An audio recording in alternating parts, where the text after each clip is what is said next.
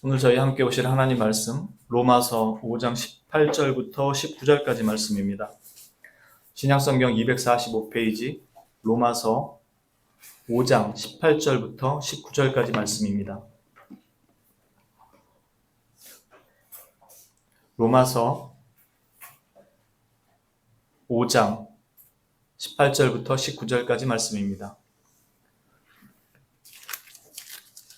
다 찾으신 줄로 알고 제가 봉독하도록 하겠습니다. 그런즉 한 범죄로 많은 사람이 정죄에 이른 것 같이 한 의로운 행위로 말미암아 많은 사람이 의롭다 하심을 받아 생명에 이르렀느니라.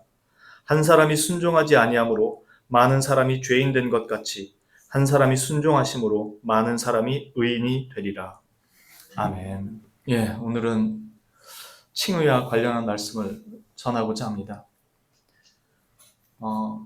사실 오늘 말씀은 오후에 전주 가서 저녁 예배 때 전해드리려고 한 말씀인데 거원학교의 성도님들도 이 칭의에 대해서 다시 한번 상고해 보는 것도 필요하다고 생각돼서 같이 한번 말씀을 나눠보려고 합니다. 칭의라는 말은 하나님께서 주 예수 그리스도를 자신의 유일한 구속주로 믿고 나오는 모든 믿는 자들에게 의롭다 하시는 하나님의 법정적인 선언입니다. 이 칭의와 관련하여서 루터는 교회를 세우기도 하고 쓰러뜨리기도 하는 아주 중요한 교리라고 얘기합니다. 그만큼 이 칭의 교리에 대해서 오늘날 개신교가 가지고 있는 신학적인 내용은 매우 중요합니다. 이건 결코 양보하거나 타협될 수 없는 내용입니다. 그래서 이 안에는 매우 중요한 내용들이 많이 담겨 있는데 오늘은 그 중에서 우리가 잘 모르고 있거나 오해하고 있는 부분 한 가지를 함께 살펴보면서 우리의 믿음의 기초를 좀 더 견고하게 그리스도 안에 세우고자 합니다. 칭의는 본성이 변화하는 것이 아닙니다. 하나님께서 우리에게 의롭다 하시는 선언에는 우리 본성이 변하는 것이 아니라 율법과 관련하여서 우리의 신분적인 상태의 변화를 얘기하는 겁니다. 즉 죄인에서 의인으로 하나님의 법정적인 선언이 주어지는 거지 그 사람 본성 자체가 의롭게 완전히 변하는 걸 얘기하는 것이 아닙니다. 판사가 당신 무죄요 하고 선언하면 더 이상 그 사람의 죄에 대해서 언급하지 않습니다. 그 판결로 끝이 나는 거죠. 하나님의 칭의 선언은 우리의 이 본성 자체가 정말로 의롭게 변했느냐 거기에 대한 문제가 아니라 하나님 앞에 심판주 되시는 하나님 앞에 설 때 하나님께서 우리에게 너는 의롭다고 하시는 그 선언입니다. 그래서 우리가 신앙생활을 할 때 내가 분명히 예수님 믿고 새 사람이 된 줄로 생각을 하지만 실제 삶에서는 그러지 않은 것을 매번 볼 때마다 내 신앙은 도대체 뭐지? 라고 경험하게 되는 겁니다. 그건 우리 자체의 본성이 완전히 의롭게 변화되는 게 아니기 때문입니다. 그래서 은혜입니다. 우리가 은혜롭게 완전 본성까지 싹 다 변해서 하나님 앞에 의롭다함을 선언받는 게 아니고 그저 하나님께서 의롭다고 선언해 주시는 겁니다. 그러나 하나님께서는 그냥 무조건 의롭다고 선언하시지 않습니다. 왜냐하면 공의로우신 하나님이기 때문에 죄 문제를 그냥 넘어가지 않으시기 때문입니다. 그래서 우리는 이 의롭다는 선언을 위해서 반드시 죄사함이 필요한 것입니다. 그러나 이 죄사함만으로는 우리가 하나님 앞에 의로워질 수 없습니다.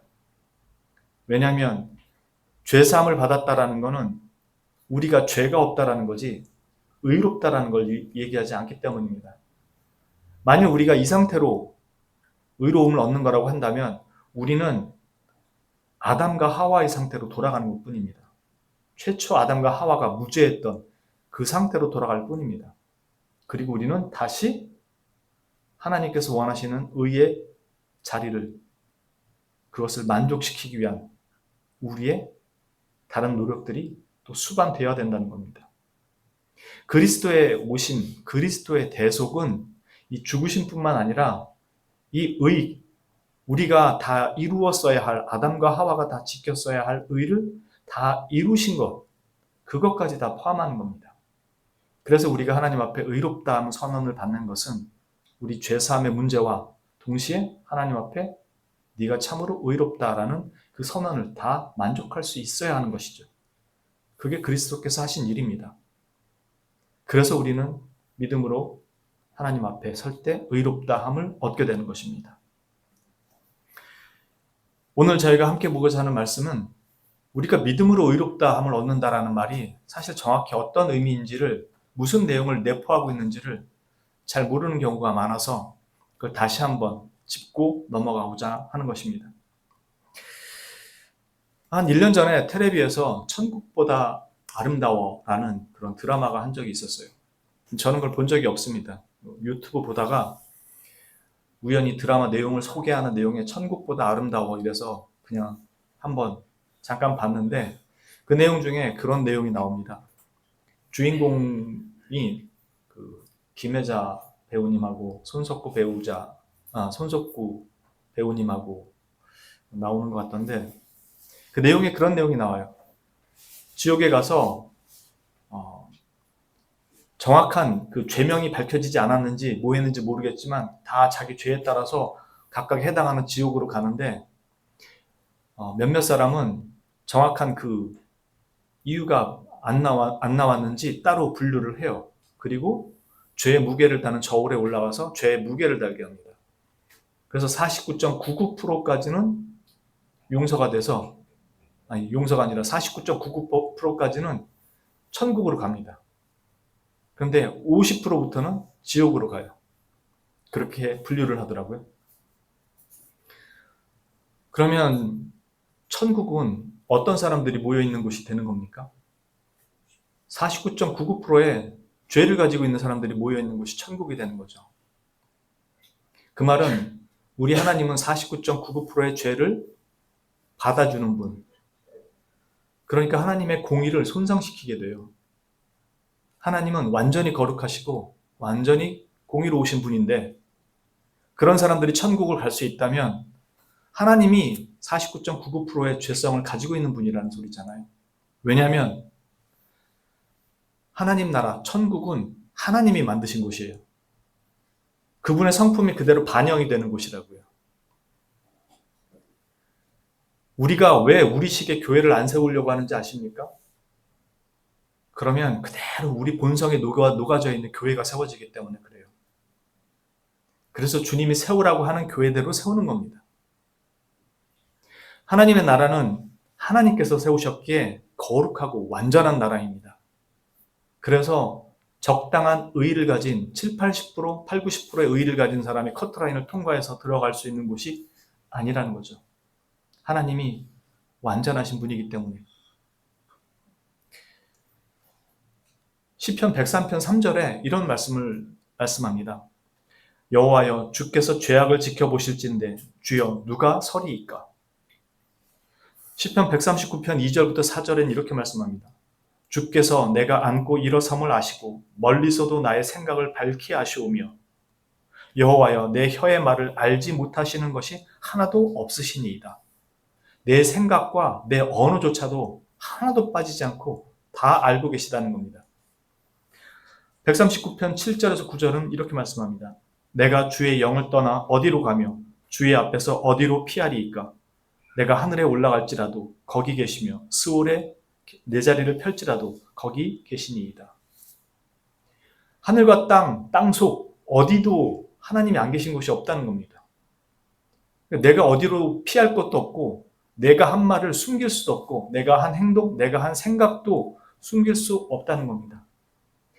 그러니까 우리가 마지막 날에 설 때 이것은 어느 것 하나 하나님 앞에서 감춰줄 수 있는 게 없습니다. 하나님이 우리의 죄를 용서하신다라는 말은 그 죄를 하나님께서 싹 다 잊어버리신다, 망각하신다라는 개념이 아니에요. 하나도 잊어버리지 않으십니다.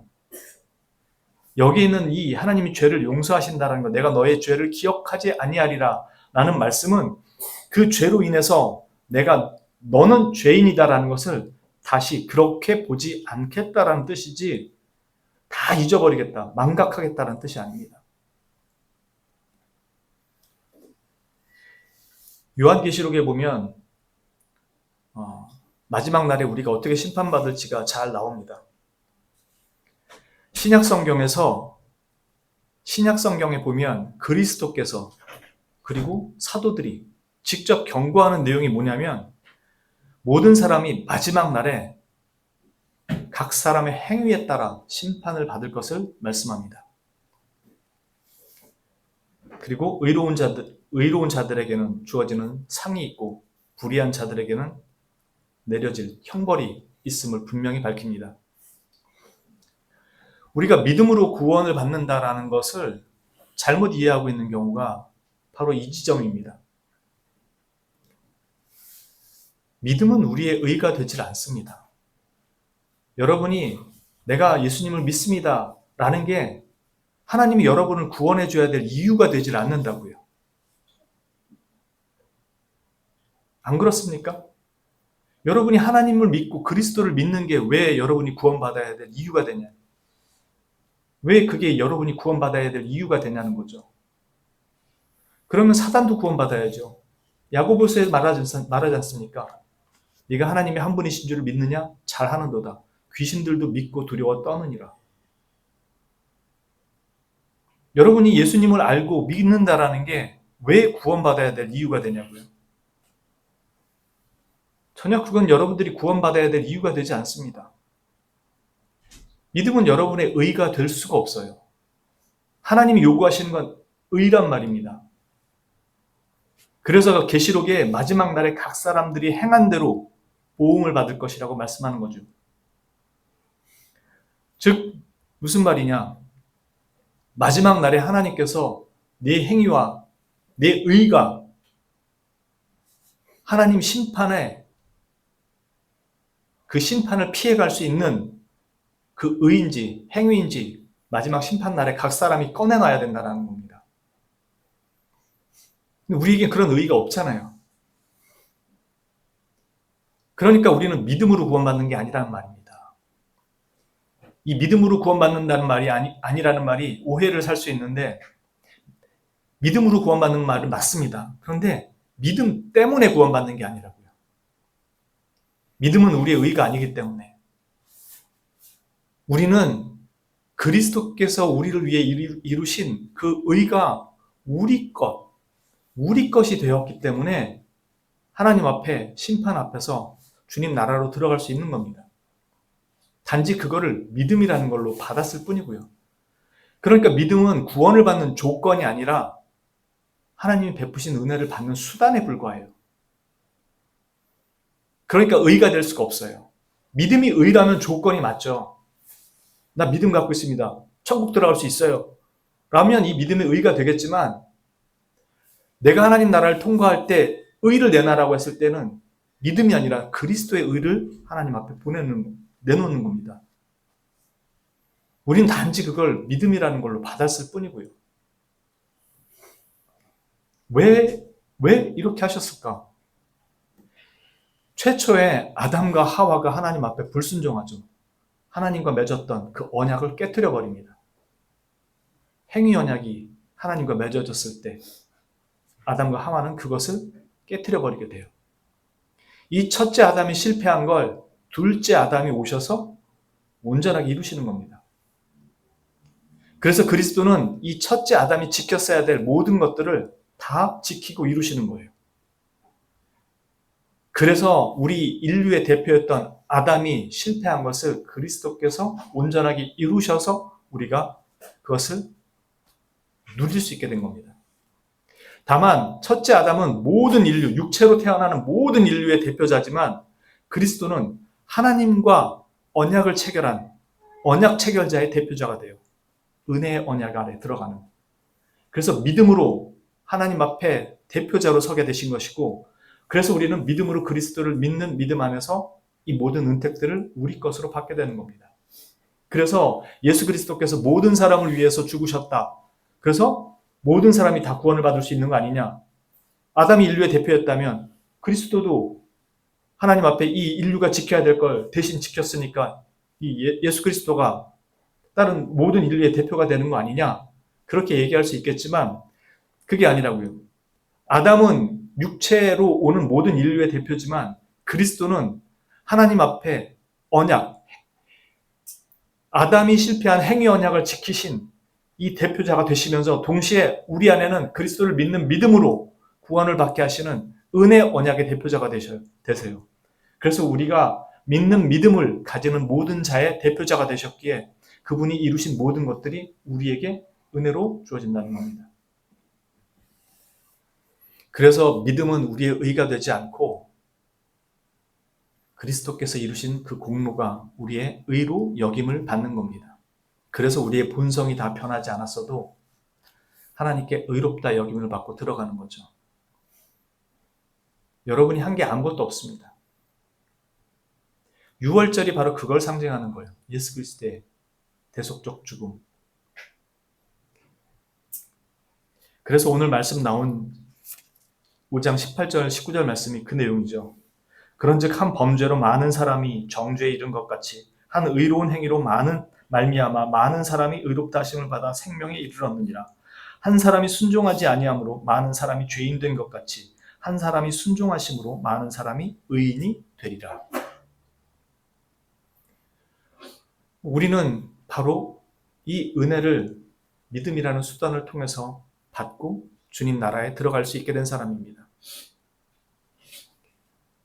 그러니까 믿음이 의가 아니다 라고 얘기할 때 여러분이 비로소 생각할 수 있는 게 뭐냐면 나는 목사님만한 믿음도 없고 나는 정말 이렇게 믿음이 좋은 것도 아닌데 어떻게 하지? 라고 하는 건 여러분들이 믿음 자체를 하나님 앞에 의로 잡고 내놓으려고 하기 때문에 자신 믿음이 연약함에 대해서 불안해하는 겁니다. 여러분은 여러분 안에 있는 믿음을 하나님 앞에 꺼내놓을 수 있을 만한 당당한 믿음이어야 된다고 생각을 하는 거예요. 그러니까 믿음 자체를 여러분은 여러분도 모르게 하나님 앞에 의로 잡고 꺼내놓으려고 한다고요. 왜냐하면 그 행위 자체가 이미 자신의 의가 되는 거라고요. 믿음조차도 행위로 바꿔놓으려는 여러분들의 오만함이라고요.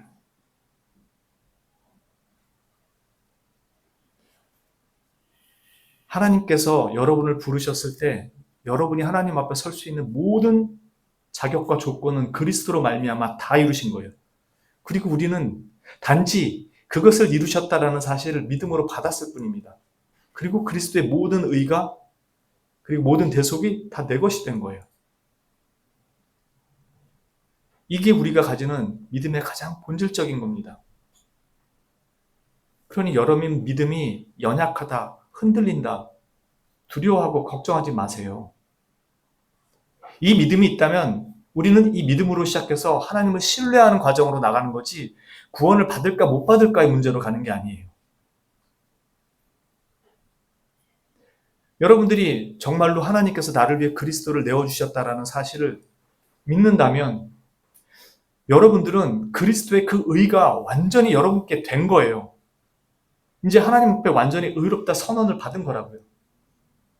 우리는 일상에 살면서 여러 가지 일들에 하나님 앞에 기도하고 은혜를 구하고 믿음으로 살아가는 자리를 살아가게 될 겁니다. 그때마다 여러분들의 믿음은 요지부동 그렇게 안 돼요. 수시로 흔들리지. 그런데 그게 여러분들의 구원을 결정짓는 문제가 아니라고요. 하나님과 여러분 사이에 신뢰를 쌓아가는 문제에 이제 발을 들여 놓은 거지 내가 구원을 받을 수 있는가 아닌가의 문제가 아니라고요.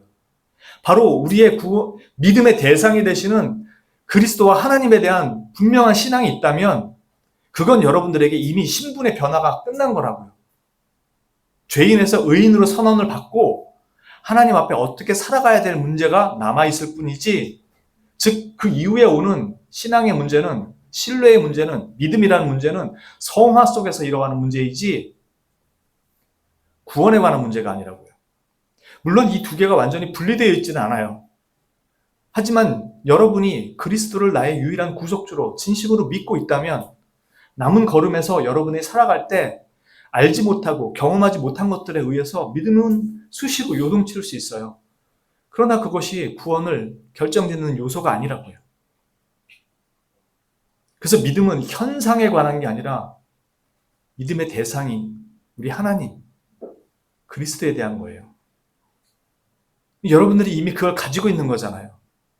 그리스도께서 나를 위해 모든 죄를 대속하셨다라는 사실을, 그리고 내가 이루어야 될 모든 의를 다 이루셨기에 나는 그 의로 하나님 나라에 간다는 것을.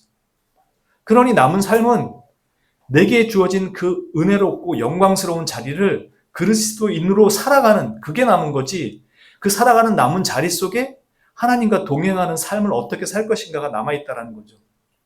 그게 내 힘으로 살아갈 것인가? 하나님의 은혜로 살아갈 것인가? 그리고 하나님의 은혜로 살아간다는 게 내 필요한 모든 것들을 하나님께서 공급해 주시는가? 아니면 없어도 하나님만 붙들고 살아갈 것인가에 대한 매 순간의 삶이 남아있다는 거죠. 즉 진정 하나님을 붙들고 살아간다는 건 있으나 없으나 그게 중요한 게 아니고 하나님을 붙들고 하는 그 삶이 실제로 우리에게 요구되는, 그게 우리에게 요구되는 성화의 삶이라는 겁니다. 단지 윤리적으로 깨끗해지는 문제에 국한되어 있지 않다는 거죠. 오늘은 성화나 이 부분을 다루려고 하는 내용이 아니고, 이 칭이라는 게 우리 믿음 때문에 구원받는 게 아니라 하나님의 거룩한 의를 위해 그리스도께서 오셔서 다 이루신 그것으로 우리가 의롭다함을 받는다는 것을 기억하시라는 겁니다. 신앙 고백서 11장은 칭의장인데 1항 중에 이런 내용이 있습니다. 칭의, 곧 하나님께서 믿는 자들에게 의롭다고 하시는 이 선언은 이들 안에 이루어진 어떤 것이나 이들이 행한 어떤 것 때문이 아니라 오직 그리스도 때문이다. 또한 이 칭의는 믿음 자체나 믿는 행위 또는 어떤 다른 복음적 순종을 이들의 의로 이들에게 전가심으로써가 아니라 이들이 그리스도와 그분의 의를 믿음으로 받아들이고 의지할 때 오직 그리스도의 순종과 속상을, 즉 대속을 말합니다. 이들에게 전가심으로써 이루어진다. 이 믿음은 이들에게서 난 것이 아니고 하나님의 선물이다. 이 부분에 이 오늘 읽어드린 내용 중에서 한 문장을 제가 풀어서 말씀드린 것뿐입니다. 이게 성경이 가르치는 이 칭이라는 개념의 아주 중요한 내용이라는 겁니다. 오늘 들으신 말씀처럼 우리 안에 이루어진 어떤 것이나 우리가 행한 어떤 것, 우리가 하나님 앞에 꺼내놓을 만한 어떤 자격이 아니라 오직 그리스도 때문이고, 이건 달리 말하면 믿음 자체나 믿는 행위 또는 우리가 믿고 나서 어떤 복음적인 하나님의 말씀에 대한 순종, 이걸 우리 의로 보시는 것이 아니다라는 거예요. 그것 가지고는 절대 못 들어간다고요. 왜냐하면 주님 나라는 7, 80%의 커트라인을 가지고 있는 게 아니라 완전한 의를 요구하는 나라라고요. 하나님이 그러하신 분이시기에. 그래서 우리는 누군가 이 완전한 의를 해결해 주지 않으면, 우리 죄를 해결해 주지 않으면 답이 없습니다. 그래서 그리스도께서 오셔서 우리의 죄를 다 짊어지신 거고 우리가 지켜야 될 의를 다 이루어 주신 거예요. 우린 그걸 그저 믿음으로 받은 거고요. 그러니까 믿음이 의가 될 수가 없어요. 그러니까 여러분들이 그리스도에 대한 믿음을 가지고 있다면 그것으로 충분하다고요. 하나님 나라 들어가는데. 그 이유는 어떻게 그리스도인으로 살아갈 것인가에 대한 하나님의 백성으로 살아가는 삶 속에 여전히 그 믿음이 필요하다는 걸 얘기하는 거지. 여러분이 구원받는데 하나님 앞에 서기 전까지 어떠한 큰 그 행위와 그에 합당한 무언가를 하나님 앞에 드려야 될 것을 요구하시는 것이 아니라는 겁니다. 칭의라는 건 법정적 선언이에요. 즉 하나님이 무죄 선언을 한 겁니다. 언제? 내가 그리스도를 믿을 때, 바로 그 순간에. 그 법정적 선언으로 무죄 선언이 끝난 겁니다. 그래서 나는 더 이상 죄인이 아니에요. 내 성품은 여전히 죄된 모습이 많고 참으로 한심스럽지만 하나님은 나를 무죄하다고 선언하신 거란 말입니다. 왜? 내가 하나님 앞에 유죄 선언을 받고 죽어야 될 모든 것들을 그리스도께서 다 담당하고 죽으셨다고요. 그걸 정말로 믿느냐고요. 그걸 믿으면 그 순간 끝난 거라고요. 이게 성경에 선포하는 하나님의 선언이라고요. 내 감정, 내 불안함에 근거를 둬야 되는 게 아니라 하나님의 선언, 약속, 성경의 선포, 그리스도에게 우리 믿음을 두는 거라고요. 그렇게 해서 하나님은 너는 이제 무죄하다라고 선언하시는 겁니다. 심지어 의롭다고 하시는 겁니다. 왜? 그리스도께서 이루신 의의 결과만을 가지고 온 게 아니고 그리스도께서 하나님 앞에 다 이루신, 그래서 하나님 앞에 받은 그 의를 우리에게 주셨기 때문이에요. 그리스도가 하나님이라서 가지고 계신 하나님의 신성, 그 의를 우리에게 주신 게 아니에요. 그리스도께서 우리가 이루어야 할 것들을 하나님 앞에 다 이루시고 하나님께로부터 받은 그 의를 우리에게 주신 겁니다. 그리스도의 계좌에서 우리 계좌로 다 이체해 주신 거예요. 그 비밀번호가 믿음입니다. 그 비밀번호를 우리가 모르잖아요. 그걸 주님이 가르쳐 주셨다는 거예요. 그게 믿음이 우리 안에 없다라는 겁니다. 외부에서 주어 주셔야만 우리 안에 믿음이 생긴다는 거예요. 그래서 하나님은 이 믿음은 이들에게서 난 것이 아니라 하나님의 선물이다라는 말은 하나님께서 이 비밀번호를 가르쳐 주셨다고요. 그래서 우리에게 믿음이 생기게 하신 겁니다. 거듭나게 하셔서. 이 모든 게 다 선물이라는 은혜고. 이거를 믿는 사람에게는 더 이상 정죄의 선언이 없다고요. 나는 그렇게 살지 못하고 있음에도 불구하고. 여러분들이 그게 하나님 앞에 나중에 갔을 때 두려워 떨지 않을 수 있는 유일하고 확고한 근거입니다. 그러니까 오늘을 살면서 내가 구원을 받았을까? 어쨌을까? 노심초사하지 마세요. 여러분들이 이 하나님께서 여러분들에게 허락하신 이 믿음을 가지고 있다면 남은 삶은 하나님께서 인도하시는 걸음을 내가 어떻게 따라갈까에 대한 문제인데 사실 우리가 그걸 믿음으로 바라보고 갈 그런 믿음이 거의 없잖아요. 불안해서 이렇게 가야 될 건데 하나님한테 기도는 한다 그러지만 사실 그렇게 걸음을 못 뛰잖아요. 그 믿음의 성숙은 우리 삶을 통해서 매 순간순간 하나님께서 인도하시는 거예요. 성화의 과정으로. 그래서 성화는 거룩함에 국한된 게 아니라 그리스도를 의존하는 것을 성화라고 얘기하는 겁니다. 완전히 그리스도와 연합되어서 그분이 내 삶을 주관하시도록 완전히 맡겨드리는 것. 그때 내가 거룩함과 의로움과 하나님께 순종함이 우리의 삶에서 나타나게 되는 겁니다.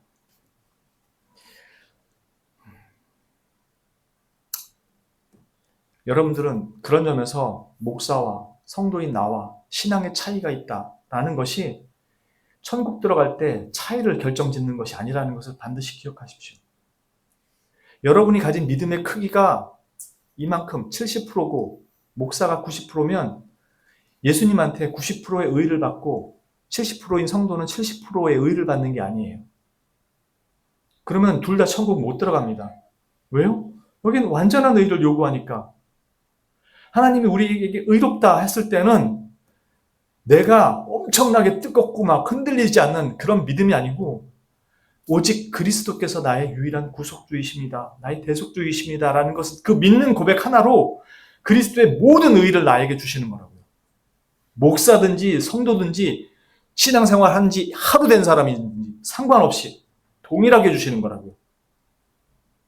그게 하나님의 은혜라고요. 그래서 예수님을 나의 구주로 믿고 사는 사람들은 더 이상 내가 구원을 받을까 말까 못할까 이 문제로 살아가는 것이 아니라 어떻게 그리스도인으로 살아갈까의 문제에 관심을 두고 살아가야 되는 겁니다. 성경은 분명히 얘기합니다. 우리가 잘 아는 것처럼 마태복음 7장에 나왔던 말씀, 누구든지 나의 이 말을 듣고 그것들을 행하는 자는 그 집을 반석 위에 짓겠지만 나의 이 말을 듣고도 그것들을 행하지 않는 사람은 모래 위에 집을 지을 것이다. 왜요? 이 사람들 둘 다 행함이 있잖아요. 근데 하나의 행함은 불법이라고 얘기합니다. 왜 불법이라고 얘기하시는가? 내 말을 들었음에도 그것을 행하지 않고 다른 것들을 행한다고. 왜 그럴까요? 왜 그렇게 다른 걸 행할까? 그거를 가장 예수님이 직접적으로 명확하게 경고하는 게 뭐냐면, 그날에 내가 너희들에게 밝히 말하되 나더러 주여 주여 하는 자마다 천국에 들어갈 것이 아니라 내 아버지의 뜻대로 행하는 자라야 들어가리라 하신 다음에, 그날에 너희들이 나에게 말하기를 주여 주여, 내가 주님의 이름으로 선지자 노릇하고 주의 이름으로 귀신 쫓아내고 주의 이름으로 많은 권능을 행하지 아니하였습니까? 라고 말하겠지만, 내가 밝히 말하되 너희를 도대체 모른다고 하리라. 아니, 처음부터 모른다고 하리라. 몰랐었다고 하리라.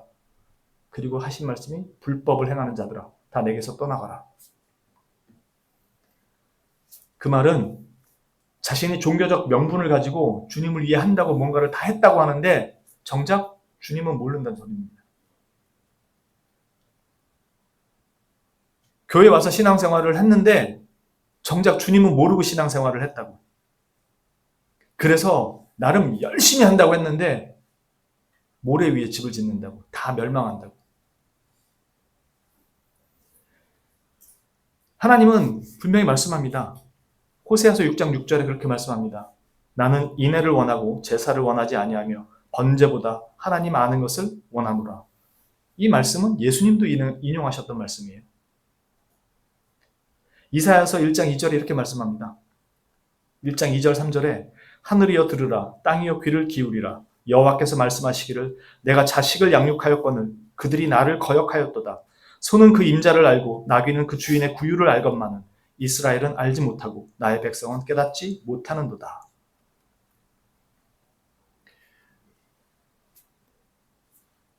여러분들은 여러분들의 고백 속에 참된 믿음, 즉 정말로 주님이 나를 위해서 나의 모든 죄를 대속하시고 나를 위해 내가 지켜야 될 모든 의를 다 이루셨습니다 라는 진실한 믿음을 가지고 있다면, 여러분들은 그리스도의 사람이고 앞으로 그리스도인으로 살아갈 걸음을 살아가는 겁니다. 구원 받을까 못 받을까의 문제가 아니라. 이 칭의는 그렇기 때문에 여러분들에게 믿음이 의가 아니라고 얘기하는 겁니다. 그리스도께서 다 이루신 그것이 우리에게 의가 되었기에 우리는 단지 믿음으로 그걸 받았기에 우리가 살아가는데 이 믿음에 대한 의심이 있는 것이 아니라면 우리는 하나님의 사람이 맞다고요. 살아가는 과정에 여러분들이 하나님 앞에 범죄할 수도 있고 넘어질 수도 있고 또 어떤 일들에 대해 믿음으로 구한다고 하지만 여전히 불안해서 불안에 떨 수도 있습니다. 그건 이것과 관련 없는 문제예요. 얼마나 하나님을 신뢰하며 살아가느냐의 문제인 거지. 여러분들은 하나님 앞에 이 선언을 받은 자들입니다. 그러니까 앞으로 여러분은 신앙생활에서 내가 구원을 받았을까 못 받았을까 이 문제가 아니라 정말로 하나님께서 나를 위해 이걸 하셨다라는 것을 믿고 정말로 주님 앞에 이 믿음을 가지고 살아간다면 이제는 어떻게 하나님을 신뢰하며 살아갈 것인가에 대한 그 걸음을 한 발씩 한 발씩 더 나아가는 훈련의 자리에 여러분 자신을 세워야 합니다.